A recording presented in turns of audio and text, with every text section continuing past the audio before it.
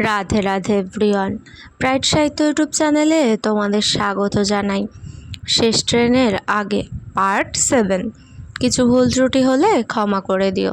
তো চলো বেশি কথা না বলে গল্প শুরু করি।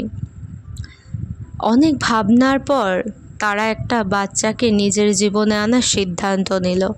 কাগজপত্র, অপেক্ষা সব কিছু সহজ ছিল না। কিছুটা ভয়, কিছু নতুন অনুভূতি তাদের মনে কাজ করছিল।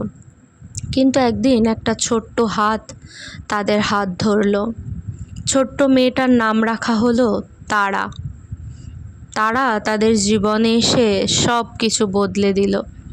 ঘর ভরে উঠল হাসিতে, ছোট্ট ছোট্ট পায়ে দৌড়ানোতে।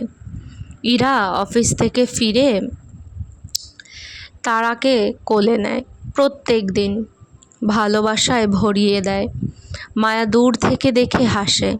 এই দৃশ্যটা তার ছিল অনেক দিনের স্বপ্ন। সব কিছু এত সহজ ছিল না, কিন্তু বাচ্চা, কাজ, সংসার সব ব্যালেন্স করা খুব কঠিন। কখনো ক্লান্তি, কখনো ঝগড়া, কিন্তু এবার তারা জানে কিভাবে সামলাতে হয়। তারা নিজেদেরকে সামলাতে শিখে গেছে। কখনো কখনো ঝগড়ার পর একটু ভালোবাসা, কাছে আসা, সব কিছুই ছিল। সব কিছু হিসেবেই তাদের দিন চলছিল। তারা বড় হতে থাকে। একদিন সে জিজ্ঞেস করলো, আমার দুটো মা কেন? ইরা আর মায়া একে অপরের দিকে তাকালো। তারপর মায়া বলল, কারণ আমরা দুজনেই তোমাকে খুব ভালোবাসি। তারা হেসে বলল, তাহলে আমি অনেক লাকি, তাই না?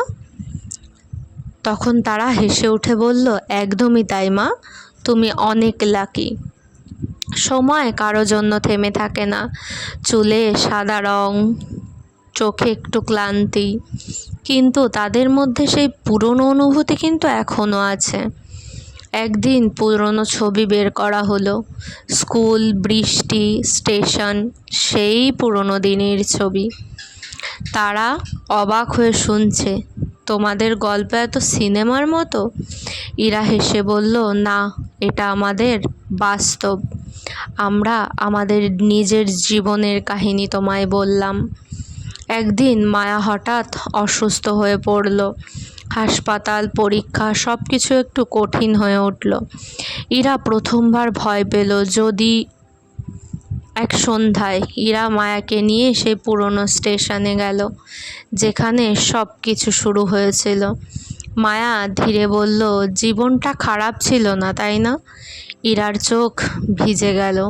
তুই থাকলে কখনো খারাপ হতে পারে বল? নেক্সট পার্ট খুব জলদি আসবে। এমন সুন্দর সুন্দর গল্প পেতে ব্রাইট সাহিত্য ইউটিউব চ্যানেলকে সাবস্ক্রাইব করতে হবে। জলদি গিয়ে সাবস্ক্রাইব করে এসো। আর গল্পগুলো তোমাদের কেমন লাগছে একটু কমেন্ট করে জানিও। ভালো লাগলে একটু লাইক, কমেন্ট এবং শেয়ার করে দিও।